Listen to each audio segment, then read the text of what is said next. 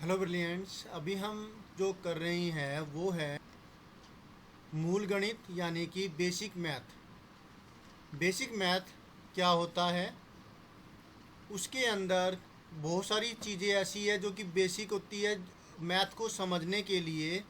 अगर आपको ये चीज़ें अच्छे से समझ में आती है तो फिर आप जो उससे कंसल्टेड जो चैप्टर है, एक्सरसाइजेस है, सम्स है, वो भी अच्छे से कर पाते हैं। तो आज हमने टॉपिक लिया है बेसिक मैथ के अंदर लाइन, रे एंड लाइन सेगमेंट।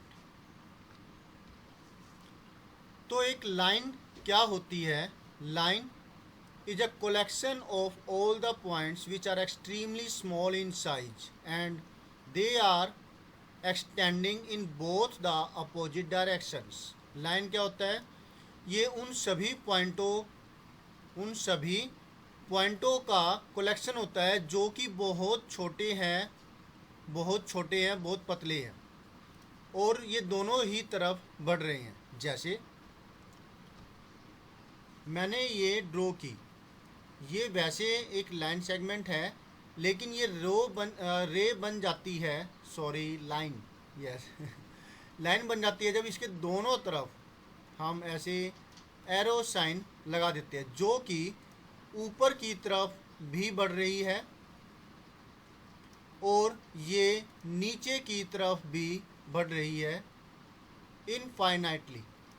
जैसे मान लेते हैं कि सूरज है, सूरज के दोनों तरफ रेज निकलती है और अगर ये रेज बिल्कुल एक लाइन पे हो तो ये लाइन कहलाएगी।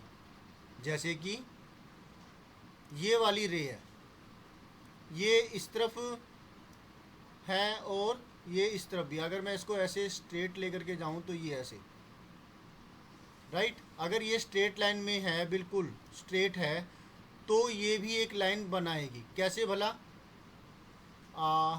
देखिए, यहाँ पर मैंने एरो साइन लगा दिया और ये अगर इसमें से मिला दें ऐसे स्ट्रेट तो ये क्या हो जाएगी?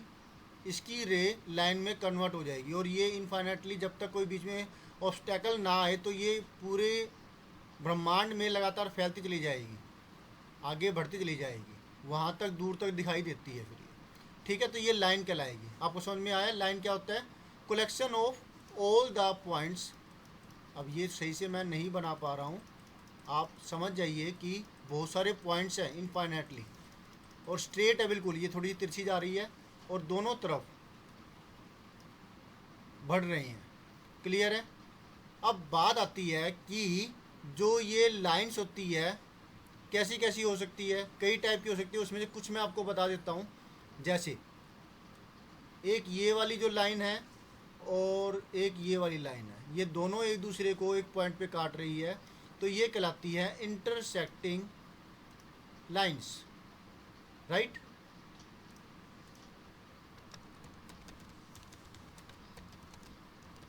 Intersecting lines. क्लियर हुआ आपको? उसके बाद आती है पैरेलल लाइंस। वैसे ट्रांसवर्सल लाइंस भी होती है और ये कैसी होगी पैरेलल लाइंस? जैसे कि एक ही लाइन ये हो गई, एक लाइन ये हो गई, ये दो लाइनें पैरेलल है। इसका एग्जांपल आप ले सकते हैं, जैसे कि कोई नोटबुक है तो उसके दो एजिस है, तो वैसे तो ये लाइन सेगमेंट है लेकिन पैरेलल है। बोलो क्लियर है कि नहीं है? जैसे ये वाला जो एज है और जो ये वाला एज है, जो ये दो पैरेलल से दिखाई दे रहे हैं, ये पैरेलल होंगे। बोलो क्लियर है ना? और इंटरसेक्टिंग आपको समझ में आ ही गया। ट्रांसवर्सल है वो वे लाइनें होती है, जैसे मान लिया कि एक लाइन ये हो गई और एक लाइन ये हो गई। ठीक है, इसके एरो साइन जरूर बना दीजिए अगर ये एक लाइन है तो, याद रखिएगा। और एक लाइन जो है ये ऐसी हो गई जो कि इन दोनों को दो अलग अलग पॉइंट पर काटती है, तो ये ट्रांसवर्सल कहलाएगी, ये वाली। क्लियर है? ट्रांसवर्सल लाइन कहलाएगी, ये कहलाएगी पैरेलल लाइन, ये ट्रांसवर्सल लाइन ऐसे कई एग्जाम्पल आपने देखे होंगे अपने आसपास। जैसे कि अब यही देख लीजिए, यहाँ पर एक तो ये वाली जो लाइन सेगमेंट है और एक ये वाला लाइन सेगमेंट है। इन दोनों को, जो ये वाला लाइन सेगमेंट है, दो अलग अलग पॉइंटों पर काट रहा है। ये वाला हो गया पॉइंट और इस पर ये वाला पॉइंट हो गया। ये वाली जो लाइन सेगमेंट है वो इन दो को अलग अलग दो पॉइंटों पे काट रहे हैं। तो समझ में आया आपको लाइन का टॉपिक? गुड। ऐसे ही ये इसके सम्स आते हैं, क्वेश्चंस आते हैं इसके ऊपर, अलग अलग टाइप्स के एंगल्स आते हैं जो कि हम आगे समझेंगे। एंगल्स जैसे कि इंटीरियर एंगल्स है, को इंटीरियर एंगल्स है ना, angle made on the same side, तो ट्रांसवर्स कह देते हैं उसको, ऑल्टरनेट इंटीरियर एंगल्स हैं और बहुत सारी चीज़ें हैं। तो ये था लाइन का कॉन्सेप्ट, जो कि एक छोटे रूप में मैंने आपको बताया लाइन क्या होती है। अब नेक्स्ट टॉपिक है, अच्छा इसको लिखते कैसी हैं, ये चीज़ रह गई, ये चीज़ समझिए। अगर आपने एक लाइन बनाई है जैसे ये, इसको हम दो तरीके से लिख सकते हैं। एक स्मॉल लेटर से, जैसे कि एल लिख दिया, या फिर एम लिख दिया, या फिर हम इसको एन नाम दे सकते हैं, या इसको नाम ए दे सकते हैं, या इसको नाम बी दे सकते हैं स्मॉल लेटर से। तो एक अल्फ़ाबेट से काम चल जाएगा। लेकिन अगर आप कैपिटल लेटर्स का इस्तेमाल करते हैं तो आपको दो लेटर लिखने पड़ेंगे, और वो जैसे कि क्या होगा, यहाँ पर मैंने लिख दिया ए और यहाँ पर लिख दिया मैंने बी, तो इसको नाम देंगे वो होगा ए बी। इतना लिखने से आपका काम नहीं चलेगा। आपको क्या करना होगा, इसके ऊपर अगर आप ये लाइन है तो इसके ऊपर ये ऐसे आपको लाइन शो करनी पड़ेगी। क्लियर है? अब ये तो रही बात कि आप इसको लिखेंगे कैसे।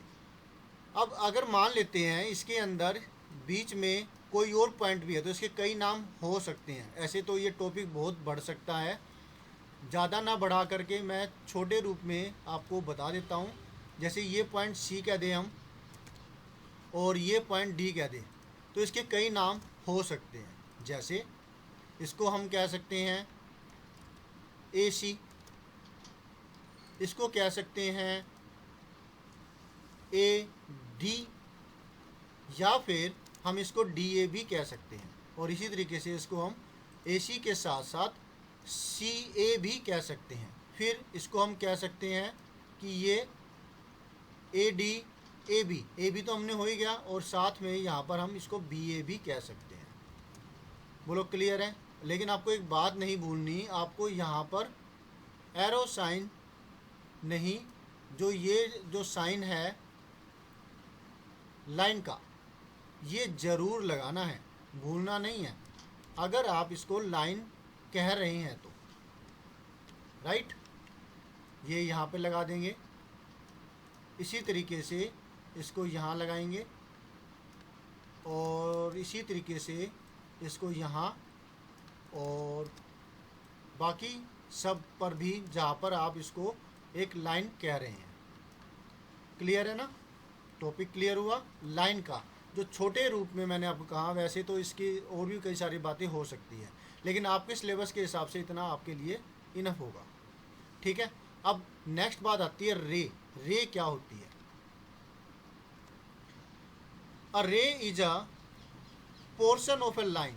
लाइन का एक पोर्शन होता है। It starts at one point called starting point and goes endlessly in a direction. रे क्या होता है? एक लाइन का ही एक पोर्शन होता है जो कि एक पॉइंट से स्टार्ट होता है, जिसे स्टार्टिंग पॉइंट कहते हैं, और वो एंडलेसली किसी एक डायरेक्शन में मूव करेगा। यानी कि उस तरफ के जितने पॉइंट है सबका कलेक्शन जो होगा वो रे कहलाएगा। जैसे सूरज की किरणें निकलती है वैसे। जैसे अब मैंने बनाई ये लाइन बना दी,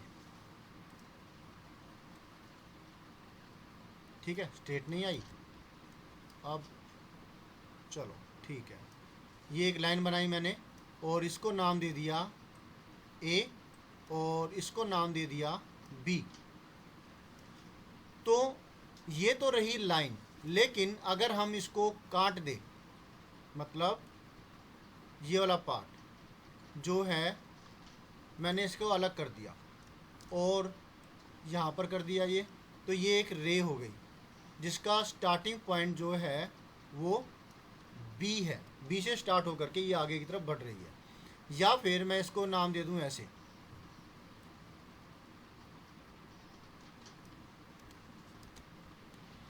इसको ऐसे कर दें जिसमें से ये जो स्टार्टिंग पॉइंट इसका ए होगा और ये बी की तरफ बढ़ रही है। राइट, क्लियर हुआ आपको? तो ये रे इससे से बन गई बी से ए की तरफ और इससे में बन गई ए से बी की तरफ। इसको लिखेंगे अलग अलग तरीके से। जैसे अगर मैं इसको लिखूं तो इसका नाम होगा बी ए और इसका नाम ए बी भी हो सकता है। अब आप कहेंगे ऐसा कैसे, ये तो लाइन में होता है, ऐसा इसमें नहीं होता। लेकिन इसमें हो सकता है अगर आप इसको बी इसका नाम बी है, वैसे बी से ए की तरफ, अगर बी ए लिखा है तो बी से ए की तरफ आप ऐसे रे बनाएंगे, और अगर ए बी लिख दिया तो बी से ए की तरफ ही जानी चाहिए, ये बी से ए की तरफ, और एरो साइन ए की तरफ होगा, स्टार्टिंग पॉइंट बी की तरफ होगा। इसी तरीके से इसको आप नाम दे सकते हैं यही चीज़। इसमें अलग चीज़ होगी, ए स्टार्टिंग पॉइंट है तो ए से बी की तरफ बढ़ेगा ये, और ये इसके अंदर अगर आपने इसको बी ए लिख दिया तो फिर यहाँ पर भी यही होगा, ए से बी की तरफ। यहाँ पर देखो बी से ए की तरफ थी, यहाँ पर ए से बी की तरफ है, यहाँ पर बी से ए की तरफ है और यहाँ पर ए से बी की तरफ है। तो इस चीज़ का ज़रूर ध्यान दीजिएगा कि इसका स्टार्टिंग पॉइंट कौन सा है, एंडिंग पॉइंट कौन सा है। अगर आप रे लिख रहे हैं तो ये गलती हो सकती है, आपके मार्क्स इसमें कट सकते हैं। तो आपको रे समझ में आ गया। अब जो रे है वो आपके एंगल्स बनाती है। जैसे दो रेज को मिला दें तो वो एंगल्स बनाएंगी जिनका कॉमन स्टार्टिंग पॉइंट होगा। जैसे अगर मैं इस ए से एक और ऐसे रे ड्रॉ कर दूं, इसको मैंने नाम दे दिया सी, तो देखिए ये एक एंगल बना दिया इसने। इसी तरीके से यहाँ पर भी हम ऐसा कर सकते हैं, तो ये भी एक एंगल बन जाएगा। तो इससे एंगल बनता है, और भी चीज़ें हैं इसके समझने लायक। तो फिलहाल तो यहाँ पर हम इतना ही कॉन्सेप्ट लेके चल रहे हैं। क्लियर हुआ है ना? अब ये रे का काम ख़त्म। जो कि हमें समझना था थोड़ा सा, जो आपके सिलेबस से कंसल्टेड है, जो आपके लिए फ़ायदेमंद साबित होगा, इतना। और इसके बाद हम चलते हैं लाइन सेगमेंट की तरफ। Line segment, the shortest join of point A to B including A and B shown here is a line segment। यहाँ पे जो shown नहीं हुआ, ये बुक के अंदर था 6th क्लास की। जो छोटा से छोटा जो शॉर्टेस्ट पॉइंट होता है ए और बी के बीच में, वो कहलाता है लाइन सेगमेंट। इसको हम डिनोट कर सकते हैं ए बी या बी ए। साथ में आपको इसके ऊपर क्या करना पड़ेगा, बार लगानी पड़ेगी ऐसे। ए बी और बी ए के ऊपर ये बार आ गई जो कि लाइन सेगमेंट को शो करती है। The point A and B are called the end points of the segment. तो जो ए है और बी है ये कहलाते हैं एंड पॉइंट्स। तो आपको फ़र्क तो समझ में आ गया होगा, एंड पॉइंट के हिसाब से भी है और लेंथ के हिसाब से भी है, वो भी हम अभी क्लियर करेंगे, समझेंगे। तो अब लाइन सेगमेंट की बात आए तो उसको ड्रॉ करके देखते हैं।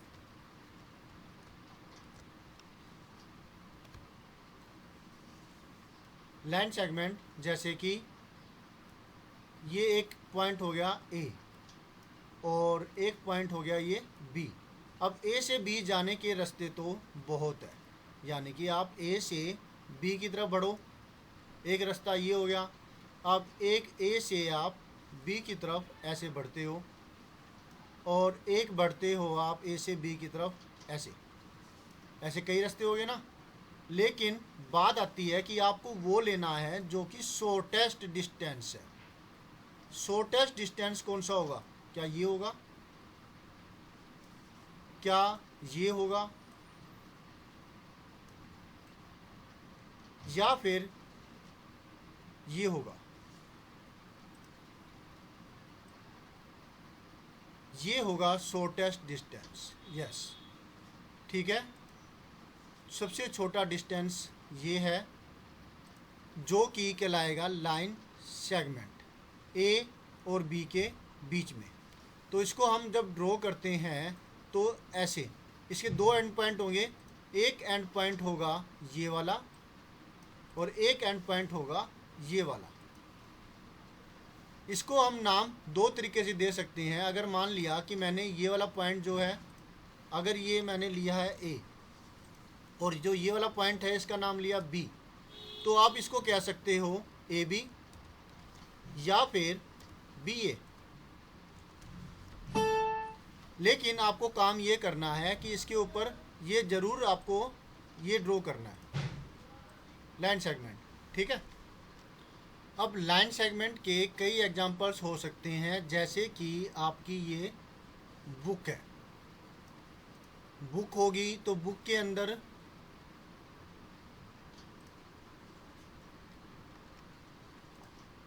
ये वाली जो लाइन है लाइन सेगमेंट है और ये वाला लाइन सेगमेंट है, फिर ये वाला लाइन सेगमेंट है और फिर ये वाला लाइन सेगमेंट है, ठीक है। और इसी तरीके से अगर आपकी मोबाइल की स्क्रीन है तो वो भी लाइन सेगमेंट के अंदर आती है। आपके पास ग्रिल्स होती है, विंडो जो खिड़की है, खिड़की के भी ग्रिल सिस्टम होते हैं ना, ग्रिल होती है, डिज़ाइन बने हुए होते हैं, मेटल की बार्स होती है, तो वहाँ पर भी लाइन सेगमेंट आप देख सकते हैं। और भी कई सारे एग्जांपल है जो कि आपको पता है, आप अपने आसपास देखिए, बहुत सारे ऐसी चीज़ जगह मिल जाएगी जहाँ पर ऐसी चीज़ें मिल जाएगी जिसके ऐसे एजिस होते हैं, लाइन सेगमेंट आप देख सकते हैं कि वो लाइन सेगमेंट है, ठीक है। टेबल हो गई, खिड़की हो गई, मोबाइल चार्जर हो गया, बहुत सारी चीज़ें ऐसी हैं, ओके। तो इतना कॉन्सेप्ट आपको क्लियर हो गया होगा कि लाइन सेगमेंट और रे के बारे में। फिर बात आती है कि जैसे ये हो गया, एक ये हो गई और एक ये, दिखने में तीनों एक जैसी है, लेकिन ये जो बीच में स्पेस नज़र आ रही है ये लाइन में आती है पेंट के अंदर। तो आप ये समझिए बिल्कुल स्ट्रेट लाइन है, आप तो ड्रॉ करेंगे तो स्केल से ड्रॉ करेंगे। अगर मैं इसके दोनों सिरों पर ऐसे एरो लगा दूं तो ये बन जाती है लाइन। अगर एक सिरे पर लगाऊं दूसरे सिरे पर ना लगाऊं तो ये बन जाती है रे। और अगर किसी सिरे पर भी मैंने नहीं लगाई है और बस ये डॉट लगा दी तो ये बन जाता है लाइन सेगमेंट। क्लियर हुआ? इसको लिखने का तरीका अलग अलग है। एक तो ये डिफरेंस है जो आपने समझा था कि इसको कैसे लिखेंगे। अगर मैं इसको नाम दे दूं ए और इसको नाम दे दिया बी, इसको नाम दे दिया मैंने सी और इसको नाम दे दिया डी, इसको नाम दिया ई और इसको नाम दे दिया एफ। ओ डॉट तो इसकी लगी हुई है, तो ये ई और ये एफ।